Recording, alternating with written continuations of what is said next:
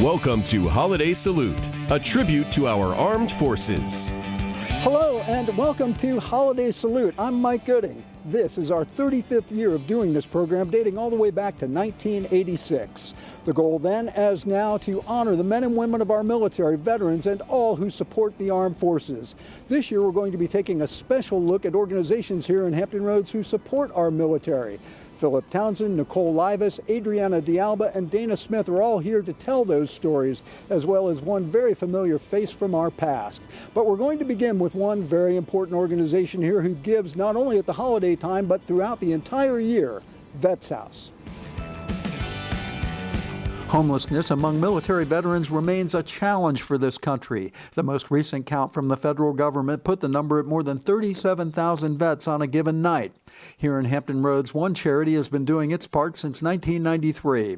Vets House, Inc. is a unique nonprofit organization serving homeless veterans in Hampton Roads. It is not a shelter, but a 12-month program providing contemporary living quarters in a group environment, assistance in job hunting, transportation, personal skills, and developmental guidance. The program has served more than 800 vets through the years. 71% have successfully completed the program. It makes me feel good. Every now and then I'll run across, somebody who was in Vets House program at one time. They're very successful now. Executive Director Willard Smitty Smith is a retired Navy Seabee senior chief. He did 5 tours of duty in Vietnam. We all deserve second chances. Whether everybody's given a second chance or not, we deserve one. Sometimes people are worthy of it. Sometimes folk aren't. But those who are worthy of that second chance, man, when they do their year, a year and a half, whatever the case may be, when they get ready to leave here, they grab, hug you, thank you, shake your hand, I'm glad you gave me that second chance. I've gotten to help Vets House raise badly needed funds through the years, because sometimes it is Vets House itself that needs the helping hand to keep the operation going, as we saw in March. It was all hands on deck as generous volunteers from 14 different companies and community organizations pitched in. After 27 years, the nonprofit Vets House is expanding to serve more women veterans, a group that unfortunately is in more need than ever before. Right now we can only house 4 homeless female veterans, and by the time we finish with the renovation here, we'll be able to house at least 10 homeless female veterans. We're putting new plumbing in, new appliances, paint, floors. So that's what he wanted. And How come this was something you guys wanted to do? Because we like to be a part of the community, and we always want to give back to especially our veterans and first responders. And if we hear about stuff like this, we always want to be involved. What do you think about people like that are good-hearted and want to try to help this important cause? It's a rarity, and as you know, we've been in existence for quite a few years, and you don't often get that type of person that reaches out to touch you and help your program flourish. And Smitty is convinced the need for this program to keep helping homeless veterans will, sadly, continue. We still have the problem. People look and say, well, there has to be a solution. You're right. But I swear, I could not tell you what the solution is. For now, he's just taking it one vet at a time. With PTSD and substance abuse being a problem with many vets, the program requires tough love. And you can normally tell within the next half hour after you start talking to them whether you think they're going to be a good candidate for your program. And my guys will tell you, I'm not often wrong. Okay guys, it's a tradition within a tradition. Back again looking into the 13 News Now archives. Of course, we couldn't do that with our friend and former colleague Joe Flanagan and the man himself, Mike Gooding. Thank you guys for being here. Oh, our pleasure. Yeah, so let's talk about this, Joe. We're going to start with you. One of the benefits of being in the armed forces, you get to see the world, right? Yeah. One of the benefits of covering the armed forces as a journalist, you get to see the world. Same deal. 1998, Jerusalem. Found the 1998 show, and it just brought all kinds of memories back, Philip. We went to Jerusalem. It was our second trip to Israel, which, like you say, get to see the world, and it was so exciting, especially to get back to Jerusalem and to Haifa to see Gila Gerson, who runs the USO there back in the day, she was known by all the sailors from Norfolk because she welcomed them with open arms. It was their home away from home. Let's take a look back to 1998. Sailors off the Nassau and Pensacola were lucky this holiday season. Join the Navy, see the world. Well, just in time for Christmas, they were able to come here to Jerusalem, the Holy Land. A few miles away is Bethlehem, the birthplace of Jesus Christ. And this historic old city of Jerusalem is the place where he came to die. Eventually, he is arrested, trialed, and crucified in this city for our sins. Our guide was Joel Simony, longtime friend of Gila Gerson and a man who considers his faith part Jewish and part Christian. Weaving our way through the old marketplace and into the Christian sector of the old city, he spoke of the 26 civilizations that tried to claim this place down through history. You're all children of computers. You all grew around with computers. There is a button called delete. I want you to take that building built by the Crusader and I want you to delete it out of your eyes. Use your imagination now. It was a tour that impressed even the most seasoned sailor. I was raised as a Roman Catholic and everything I've learned in school and history I'm touching and I'm looking at right now. It's really touching. It's moving. Each of us took away a part of this holy land, whether it was the west wall of the old Jewish temple or Joel's passionate plea for peace within. Of so many things, we need him now. And you are now here in his presence. So please, before we leave this place, say something inside the heart. Open that shrine of those doors of that shrine, because as he said, he dwells within you, each and every one of you. Oh, Christmas tree, oh, Christmas tree. Some see it as a job, some see it as a privilege, but all see it as a long, long way from home.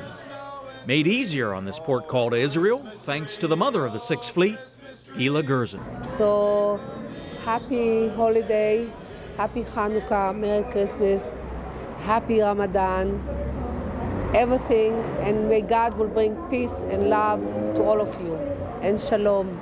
Shalom you all. Joe, great story, as always. Stay with us. Mike, you too. You're up next, because we're going back into the 13 News Now archives in just a minute.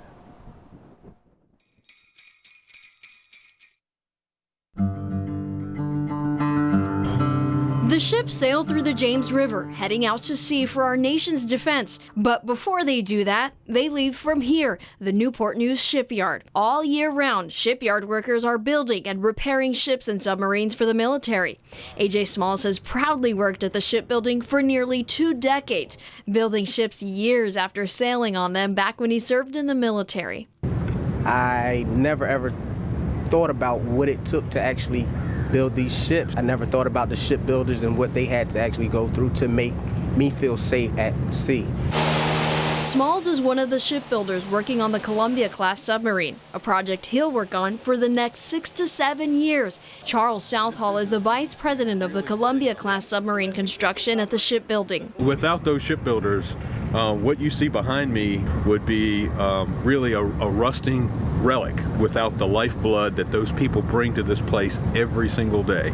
That's 27,000 employees, making Huntington Ingalls the largest civilian employer in Hampton Roads. The work that happens here is vital, not only to the military, but to our region's economy, too.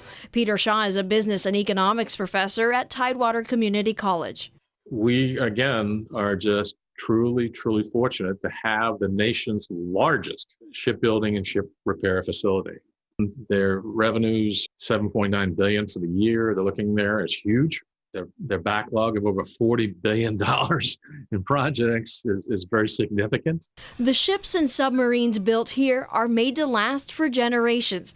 That's why Smalls takes pride in his work every day. My son, my grandchild may be on that ship, so I take that into account every time I come in here to do my job. Laying wreaths at the headstones of those who served in the nation's military is a time-honored holiday tradition. It's important to us. A lot of us are veterans. For Michael Yarbrough, president of the Horton Wreath Society, it's personal. Yeah, it's near and dear to my heart. I have 3 loved ones buried out here. This is the final resting place for thousands of veterans, the Albert G. Horton Jr. Memorial Veterans Cemetery in Suffolk. We've bought enough wreaths for every gravesite. There are 10,800 wreaths to lay this year. The event's on. It's been limited. To try and curb the rapid spread of the coronavirus, Governor Ralph Northam limited gatherings of any kind from 250 people to 25 people. Normally, it's around 2,000 people doing this event, so it's manual labor intensive, in fact. In Arlington, Virginia, officials at Arlington National Cemetery canceled their annual wreath-laying ceremony before Army Secretary Ryan McCarthy reversed the decision. Yarbrough said he was concerned about a similar cancellation for his team. Back in March, when the COVID began and we lived through it, we were worried and we were wondering. But the Virginia Department of Veterans Services approved a modified plan. Yarbrough said he scaled down the number of people who usually help. Doing our plan, putting the safety precautions in place, and we figured we could do it. There will be separate groups working at different times, social distancing and wearing face masks to make sure every grave gets a wreath. We still wanted to honor our veterans and help the families, honor their loved ones as well. It's going to be harder this year because we don't have 2,000 people, but we'll still get the job done. And we will. By Saturday, by noon, every gravesite will have a wreath on it. To look at the Cole today, she looks no worse for wear. But 20 years ago, following a suicide bombing, it was a far different story. It happened right here. The terrorists managed to blow a 40 by 40 foot hole right in the side of this bulkhead. From that moment forward, it was a 96-hour fight to save the ship. And what those sailors did to save their shipmates, and to save the ship, really, it's one of the most heroic efforts of damage control in the history of the United States Navy. The Cole's current commanding officer, Commander Ted Pledger, was a midshipman at the Naval Academy that fateful day. Some members of his crew weren't even born yet or were just babies. So for us here today, 20 years later, to be part of that legacy, we're just incredibly proud. And I know the crew works really hard to maintain that legacy that those determined warriors established 20 years ago. It's really an American story, and it's a story of just true grit and toughness and determination. And these sailors, they did not stop, and they literally saved their ship from sinking. Aboard the Cole today, visual reminders of what happened that day and in the hours thereafter are not hard to find. The lessons are not lost upon the Cole's modern-day sailors. I don't think I actually knew really what happened until I got to the Cole. And then it's such a big part of like the knowledge that we have to know being on here. They paid the ultimate sacrifice.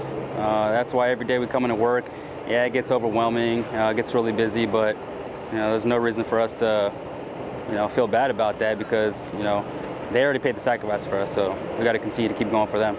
The 17 fallen Cole heroes are gone, but they're never forgotten. I know that day I was just in shock for the whole day until the next day. Diane McDaniels had seen on the news that the Cole had been attacked. The ship that her son Seaman James McDaniels, Little Mac they called him, was assigned to. He was just 19. And I started walking down the stairs, and I see these men coming out of the car. And from TV, they come and they tell you bad news, not come and tell you no good news. And so I just kept walking because I didn't want to hear it, And they said, "Are you Diane McDaniels?" And I said, "No." And then I was like, I felt kind of bad. I said, "I can't do my son like that." And I said, "Yes." And I went back upstairs, and they told me. Her fun-loving basketball and video game-playing son was gone, along with 16 of his shipmates. My life stopped. His fiancé life stopped. Life went on, but our life just was stuck on the 2000. And I need to move on. One thing that could help would be a resolution to the criminal case against the alleged mastermind, who's been sitting in a cell in Guantanamo since 2002, never tried. And it's not fair. It just makes me mad that they are doing that, but I try not to dwell on it. I really do. That's why I don't even go there when they was having the trial. Because it doesn't even make any difference anymore. I'd be happy once they go ahead and convict him, and whatever sentence he gets is fine with me, but it's just like I can't dwell on it because it's been going on for about 18 years or so, and it seems like it's never going to end. Former Naval Station Norfolk Commanding Officer Joe Bouchard says the Navy is smarter today when it comes to how it does business. much smarter. In the aftermath of the attack, the intelligence agencies, DOD, and the services significantly increased their counterterrorism and force protection efforts. At Naval Station Norfolk, former crew members and families of the fallen gathered, as they do every October 12th, simply to remember and to pay their respects. I knew them all, you know. Knew some of them, you know, obviously more than others, you know, but, you know, and it's every single one was you know, when we took them off, when we got them off, you know, carried them off the ship and stuff, every single one was another, you know, heartache. My brother's name is being remembered. It's emblazoned in the ship, as well as the other 16 shipmates with him. They remember and they carry on their legacies and they carry on their lives. So as much as we cannot have them here to be with us, it's great that they will live on in other ways as well. You know, the story of USS Cole is one of remarkable heroism, exceptional toughness, and a fierce determination. And it is also a story of solemn sacrifice.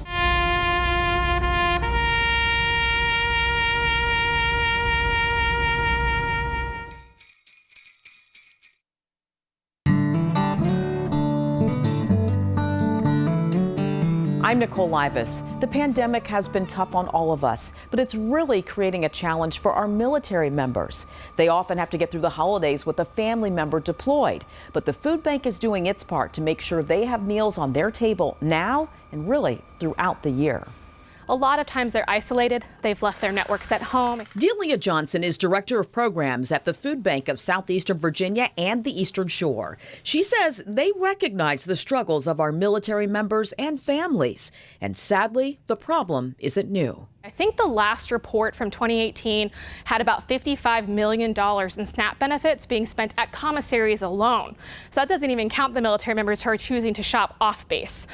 So if you think about those numbers in terms of the amount of dollars in SNAP benefits, we definitely have military families who are food insecure. The pandemic has especially created a challenge for families with school-age kids, many of them military. And with virtual learning, they're missing out on meals at school. Feeding America, our parent organization, is predicting a 75% increase for food insecurity for children in our service area alone.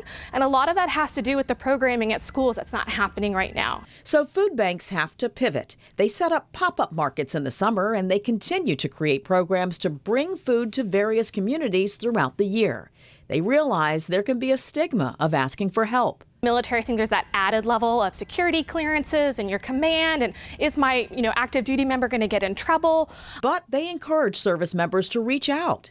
Discreet service. There's no income eligibility for the majority of our programs, so if you need help, go to our website, type in your zip code. You'll find all of the locations near you where you can get food. In fact, Johnson says the military community gives so much of its time to the food bank, they are happy to give back. But even last year, we saw over 1,000 military members here volunteering, and they gave us just shy of 6,000 hours, even with the pandemic shutting them down from about March to June. So we could not do what we do without our volunteers, but our military members, they're here pushing these carts around, pushing these cans around every day. For all they do for our country in so many ways, we thank our service members and their families.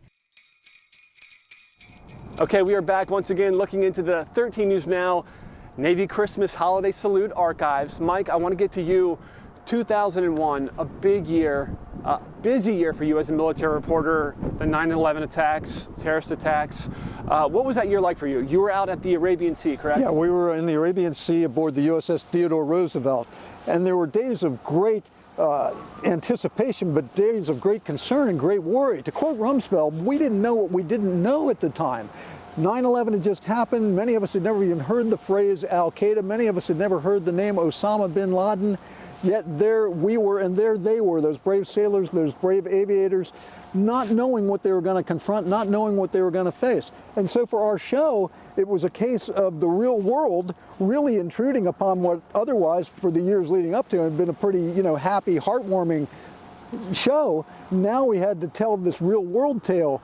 It was hard, but it was important, and we had to do it, and so we did. And let's take a look, 2001.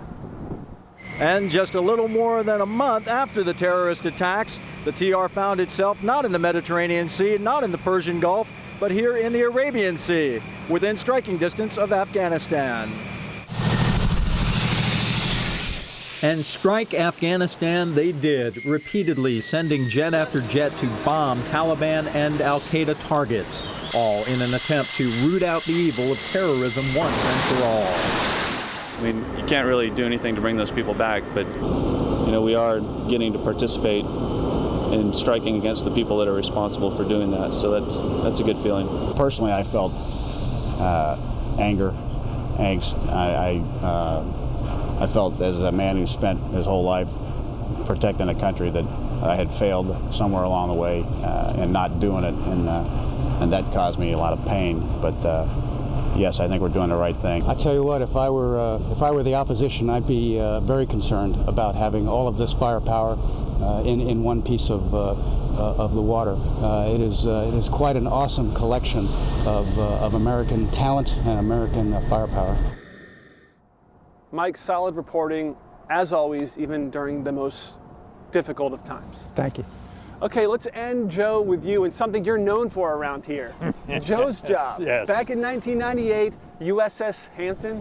Absolutely, Philip. That's the story. And the Joe's jobs were so much fun to do. In this particular one, there's a simulator down at the Naval Base, still there, where you go in there and simulate the fact that the pipes are all breaking down below. You got to figure out a way to stop the leaks. And it's real life, and these guys train this way because it happens on board a sub. So we thought, let's do the Joe's job in the Christmas show, showing me in this simulator. A lot of fun. Joe's Job Holiday Salute Edition, 1998. We sprang a leak down below, and yours truly was assigned to stop it, along with Brian Johnson. Now, before you think the USS Hampton's in bad shape, let me add this is the damage control simulator at the submarine training facility in Norfolk. Pretty bad. Like I said, send us to the carrier fleet. On these smaller leaks, we use what they call a tarred marlin line. In a much drier setting, they train us how to wrap these lines to successfully stop the leak. What was my problem in here? Keeping your wrap tight. You're a little loose, Joe. Then came the big flange leak. I was told to tighten the bolt from the bottom and could barely see down there. You had one dry run, pardon the pun, and in fact, what happened was you knew you needed it tighter. You got a little more coordinated in your wraps, and you were able to slow that right down to the point where it's a controllable leak. In a real-life setting, the water's so cold, crewmen can only last a few moments at a time. So we have to get down there, get this done fast, relieve the teams, and with 141 crew members, you can see we'd be cycling everybody on the ship through to this damage control effort. So after repairing a few minor leaks, it was time to send in the crew of the USS Hampton and let them go to work on all the leaks in the house. It takes a special person to be a submariner. So you can see right now, with a team like this, we actually get to mold the team. We become the blood of that vessel. Otherwise, it's just 6,900 tons of steel out there, and it's not much good if we can't fight it. It was a Joe's job I won't soon forget. Joe, love that one. You were soaked out there. Top to bottom. Great story, great story. Thank you for being here, Mike. Thank you as always. 35 years you guys have been doing this. Looking forward to going back into the vaults again for year 36. Thank you. Great. Thank you, Philip. We'll be here. And that is going to do it for another edition of Holiday Salute. 35 years, and it is still our honor to be telling these stories. To the men and women of our military, we say thank you. And to you, the viewers, we say thanks for watching. Happy holidays.